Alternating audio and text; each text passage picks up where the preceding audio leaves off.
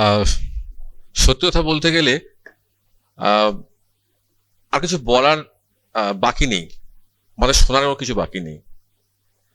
একটু আগে আহ, আমাদের শ্রদ্ধেয় বক্তাগণ যা বললেন, যদি এইগুলোই আমরা নিজের মনের মধ্যে প্রতিদিন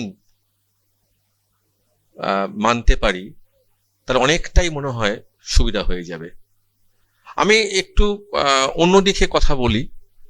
আমি হয়তো কোনো জায়গায় একটু বেশি ভাগ্যবান আপনাদের থেকে, কারণ আহ, আমি প্রধান শিক্ষক বহুদিন, 18 বছর প্রধান শিক্ষকতার চেয়ারে বসে আছি।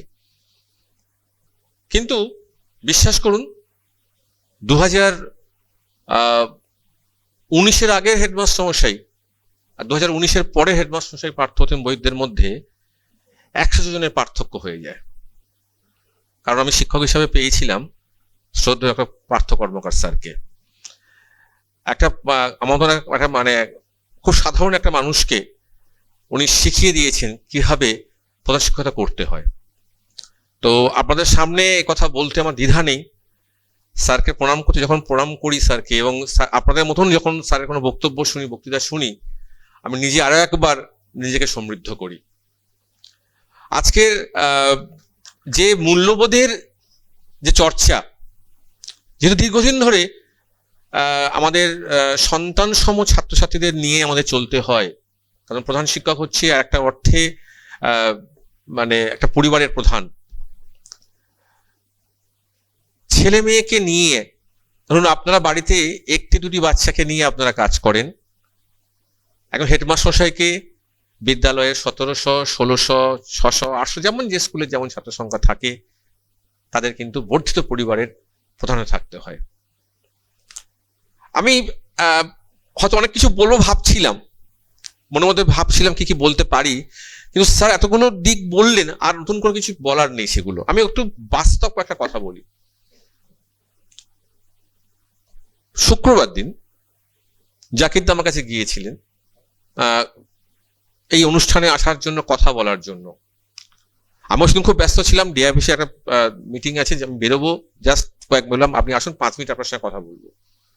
ঠিক সে সময়ে একজন অভিভাবিকা আমার ঘরের বাইরে রেখে বলছেন স্যার আসবো, কারণ অভিভাবিকাকে ডাকা হয়েছিল তার সন্তানের একটি অপরাধের জন্য।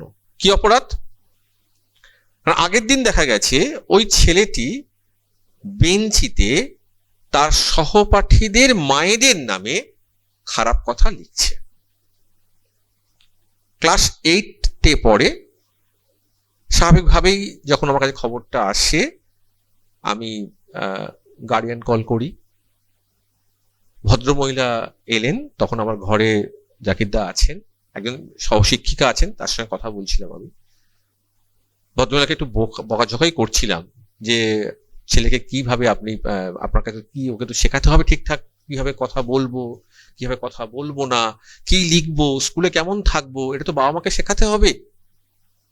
বিশ্বাস করুন, ভদ্রমহিলা চুপচাপ শুনলেন, তারপরে হাউ হাউ করে কেঁদে ফেললেন। এত কান্নাকাটি করলেন, আমার চোখটা ভিজে গেল।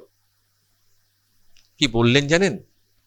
স্যার, আমার থাকার জায়গা ঠিক নেই, আমি কি করে ছেলে মানুষ করব?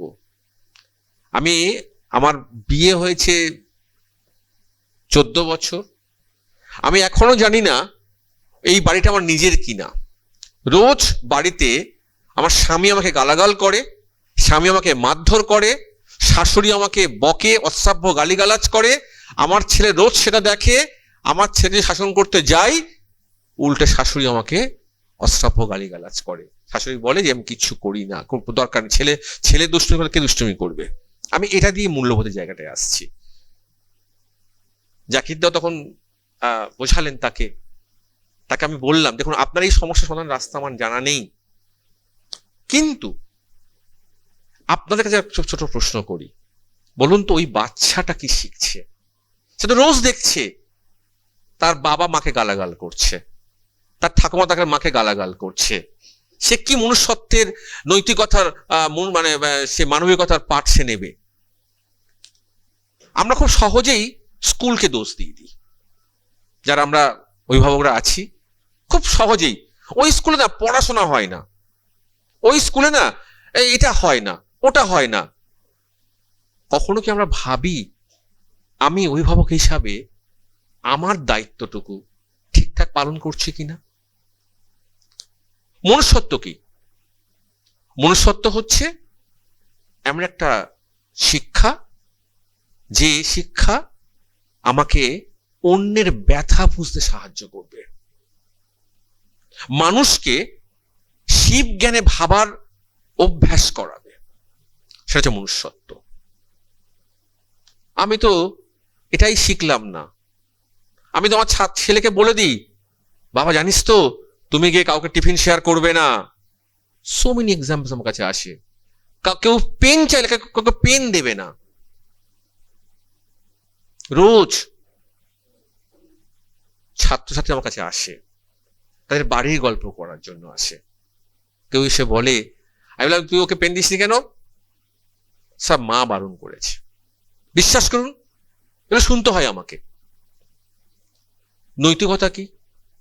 নৈতিকতা হচ্ছে এমন একটা অস্ত্র, বলতে পারেন ব্রহ্মাস্ত্র আমাদের কাছে, যা আমাদের মোহ থেকে, মোহ নামক যে একটা ঝড় ওঠে না চারধারে সবসময়, সেই ঝড় হতে তাদেরকে গার্ড করে, প্রোটেকশন দেয়। তুমি নীতিবান হও, তোমার সামনে টাকা পড়ে থাকলেও তুমি হাত দেবে না, ছুঁইবে না। আমরা আজকে বুকে হাত দিয়ে বলুন তো কজন আছি যা নৈতিকতার মেনে চলি আমরা? বিশ্বাস করুন, আমি কখনো অভিভাবকের দোষ দেবো না। দোষ যদি আপনাদের দোষ হয় 50%, সমপরিমাণ দোষ আমাদের শিক্ষকদের। আমরা যা মাইনে পাই সেখানে সন্তুষ্ট নই। আমরা আরো আরো আরো বেশি চাই। আমরা ঠিক ক্লাসে পড়াবো না, পড়া জমিয়ে রাখি। তুই আমার ওখানে কোচিং এ যাবি, টিউশন পড়াবো, নোট দিবি, নোট দেবো তোকে। আজকের ভাবতে হবে, যে ছাত্র সে দেখছে স্কুলে টিচার আমাকে আবার প্রাইভেটে পড়াবে আসবেন, কি সম্মান করবে আমাকে ওই ছাত্রটি?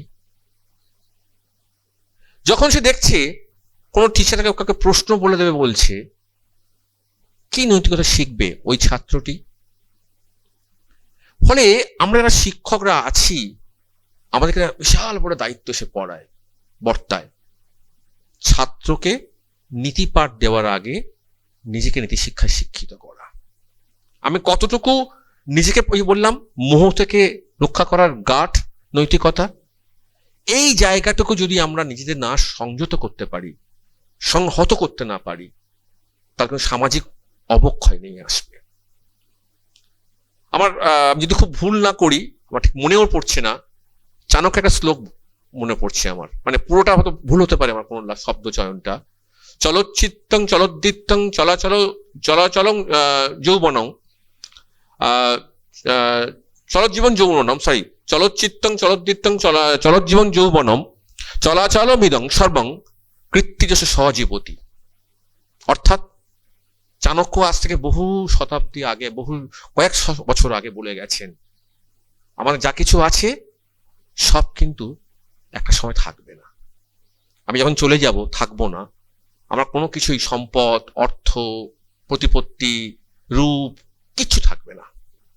থাকবেটা কোনটা? সেটা হচ্ছে কীর্তি, সুকীর্তি, ভালো কাজ। এই ভালো কাজটুকু ছাড়া আমাদের জীবনে আর কিচ্ছু থাকবে না আমাদের। কিন্তু আমরা কজন পারি সে ভালো কাজটুকু করার জন্য নিজেকে সংকল্প রাখতে? দেখবেন, আমি ছেলেদেরকে একটা কথা বলি সব সময়, যখন কোনো হয়তো রাউন্ডে বেরিয়েছি, কোনো ক্লাসে ঢুকেছি, আমি দেখুন প্রথমত বক্তৃতা দিচ্ছি না, কিন্তু জাস্ট আপনাদের সঙ্গে গল্প করছি, আপনাদের সঙ্গে একটা দিক নিয়ে। আমি ছেলেদের যখন জিজ্ঞেস করি, হ্যাঁ বাবা বলতো তোর কতজন আছিস, তোর বাবা মাকে প্রণাম করিস, ছেলেগুলো মাথা নিচু করে ফেলে। আপনি চেষ্টা করে দেখুন না, আপনার নিজের সন্তানকে একটা মাস এটা শেখান, ঘুম থেকে উঠে রোজ সে তার জন্মদাত্রী বাবা মাকে জন্ম দিয়েছেন যারা বাবা মা, পায়ে হাত দিয়ে প্রণাম করে সে দিন শুরু করুক। দেখবেন একটা মাস পরে ওই ছেলেটির চারিত্রিক পরিবর্তন আসতে বাধ্য। বিশেষ করে এই প্যান্ডেমিক যুগে আর কি 2020-21 জানেন আপনারা, প্রায় পড়াশোনা কিছু হয়নি, বাচ্চারা স্কুলে যায়নি। আর এই বাচ্চারা স্কুলে না যাওয়ার জন্য আমরা ওদের হাতে ধরিয়ে দিয়েছি আমাদের থেকে কয়েকশো গুণ শক্তিশালী একটা শিক্ষককে। কি শিক্ষক বলুন তো? মুঠোফোন। ব্যাস, আমরা আমাদের সবকিছু শেষ করে দিয়েছি। ওই বাচ্চাটা ওই শিক্ষকের কাছ থেকে সে একটা নিষিদ্ধ জগতের হাতছানি পেয়ে গেছে, এন্ট্রি পেয়ে গেছে। আজকের অভিভাবকরা যখন কোনো স্কুলে যান তারা ভেঙে পড়েন, কান্নাকাটি করেন, স্যার আমি আমার কিছুতেই আমার ছেলেকে মোবাইল অ্যাডিকশন থেকে সরাতে পারছি না। আজকের ঘরে ঘরে একটাই কয়েকটা শব্দ খুব কমন হয়ে গেছে, মোবাইল অ্যাডিকশন, অ্যাগ্রেসিভনেস, অ্যাটেনশন নেই, বাচ্চার পড়াশোনায় মন নেই, ডেফিসিয়েন্সি, মানে এরকম বেশ কিছু জায়গা তৈরি হয়েছে যে জায়গাগুলো বাচ্চারা কিন্তু হারিয়ে ফেলেছে। আজকের নিজেরা প্রশ্ন দেখুন তো, কজন বাচ্চা আছে যে চিৎকার করে জোরে পড়াশোনা করে? উত্তর দেখবেন নেই, না নেই। অথচ আমরা যখন পড়াশোনা করতাম, ভাবুন তো, মা রান্নাঘরে থাকতো, বলতো যে তুই পড়বি, যেন পড়াটা শুনতে পাই আমি। নেই। আজকের এই যে আমাদের ছোট ছোট জায়গাগুলো, আমরা বাচ্চা কাঁদছে, খেতে বসে কাঁদছে, খাচ্ছে না, মোবাইল দিয়ে দিলাম, নে তুই মোবাইল দেখতে দেখতে খেয়ে নে। দোষ কিন্তু আমাদের নিতে হবেই। আজকের একটা আপনারা স্কুলে পাঠাচ্ছেন, স্কুলে বাচ্চা ক বছর থাকবে? 5 থেকে 10, 6 বছর, 11-12 ধরলে 8 বছর। বাচ্চার ভিত কিন্তু এই জায়গাটাতে। যদি আপনি মনে করেন এই 8 বছর দায়িত্বটা স্কুলের, তাহলে কিন্তু আপনার থেকে বোকার কেউ পৃথিবীতে হবে না। নিজেকে ভাবতে হবে, আমি অভিভাবক, আমি বাবা, আমি মা, আমার কিন্তু দায়িত্ব অনেক গুণ বর্তায়। বাচ্চাকে তৈরি হতে গেলে, মূল্যবোধ শেখাতে গেলে, মূল্যবোধটা এমন কোনো ট্যাবলেট বা কিছু নয়, ক্যাপসুল নয়, তাকে খাইয়ে দিতে পারি আমি। মূল্যবোধটা হচ্ছে একটা নিয়মিত চর্চার ফসল। নৈতিকতা হচ্ছে চর্চার ফসল। এই চর্চা কিন্তু একদিনে হয় না, সেটা কিন্তু দৈনন্দিন অভ্যাসের পদ্ধতিতে তৈরি হয়। আমি আপনাদেরকে অনুরোধ করব করজোড়ে, আপনারা যারা অভিভাবক এখানে আছেন, আপনারা আজকে বাড়িতে গিয়ে ভাববেন, যাওয়ার পথে ভাববেন, এই যে এতক্ষণ 2 ঘন্টা 3 ঘন্টা ধরে এত কথা মূল্যবোধ নিয়ে, নৈতিকতা নিয়ে, মনুষ্যত্ব নিয়ে কি শিখলাম, কতটুকু শিখলাম, কেন এলাম এখানে, কতটুকু আমাকে উপকার করতে পারবে? তবে দেখবেন আজকের এই অনুষ্ঠানের সার্থকতা সেখানে থাকবে নিহিত। না হলে আমরা শুধু গেলাম, কয়েকজনের বক্তব্য শুনলাম, বন্ধুদের সঙ্গে মিশলাম, হাসি ঠাট্টা করলাম, এক রবিবারের দুপুর নষ্ট হলো, যদি এটুকু ভাবেন, দেখবেন কিছুই শিখলেন না, কিছুই করতে পারলেন না। সবসময় খেয়াল রাখবেন একটা জায়গা, আমাদের গীতায় আছে, কর্মণ্যে বাধিকারস্ত মহাফলেষু কদাচন। অর্থাৎ এটা কি বলেছেন কৃষ্ণ? কাজ করে যাও, ফলে চিন্তা করো না।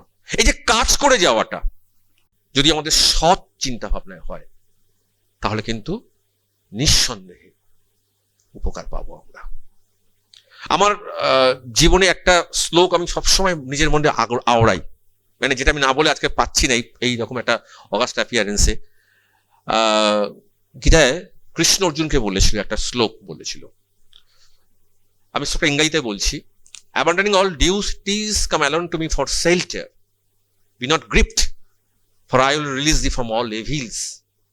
Swadharmang parityajyang mamekang saranang brajo, aham tam swapapabha mokkhaysai ma shucho. অর্থাৎ আমার শরণ নাও। এই আমিটা কে? আমি হচ্ছে সেই মনুষ্যত্ব, নৈতিকতা, মূল্যবোধ। আমার শরণ নাও, আমি তোমাকে সব পাপ থেকে রক্ষা করব। I will release thee, you, from all evils, আমি তোকে সব পাপ থেকে রক্ষা করবো। অর্জুন, কৃষ্ণ বলছিল অর্জুনকে, I will release the from all evils, আমি তোকে সব কিছু রক্ষা করবো। সেই কৃষ্ণ কে এখানটায়? মনুষ্যত্ব। কৃষ্ণ কে এখানে? নৈতিকতা। কৃষ্ণ কে এখানে? মানবিকতা। যদি আমরা প্রত্যেকে ওই নৈতিকতা, ওই মনুষ্যত্ব, ওই যে মানবিকতার পাঠ নিতে থাকি, তাহলে দেখবেন আমাদের চলার পথে, লম্বা জীবন তো আমাদের, চলার পথে এরাই কিন্তু এই চর্চাগুলো কিন্তু আমাদেরকে, আমাদের সন্তানকে সব বিপদ থেকে রক্ষা করবে। স্যার গল্প করছিলেন, আমি স্যারকে একটু আগে একটা গল্প করছিলাম, আমার এক বিস্তুত ভাইয়ের গল্প করছিলাম স্যারকে। কিছুদিন আগে ওর রিসেপশনে গিয়েছিলাম বিয়েতে। তো আমার পিসি মশাই খুব বয়স হয়ে গেছে, ভাই থাকে আমেরিকাতে, যাকে বিয়ে করেছে সেও থাকে আমেরিকাতে। তো আমি পিসিমা আমাকে খুব কান্নাকাটি করতে বলছিল যে বলতো বাবু, কি আমাদের বুড়ো বুড়িকে কে দেখবে এবারে। স্যার একটা কথা বলছিলেন না, যে অঙ্কে যদি 50 নম্বর কম পেতাম কি হতো। তো এটা বাস্তব, এটা কিন্তু আজকে শুধু গল্প নয়, এগুলো কিন্তু বাস্তব। বাচ্চাকে একটা মানুষ হতে শেখান, সাফল্য এমনি এমনি আসবে। সবাই খুব ভালো থাকবেন, প্রত্যেককে আমার শ্রদ্ধা।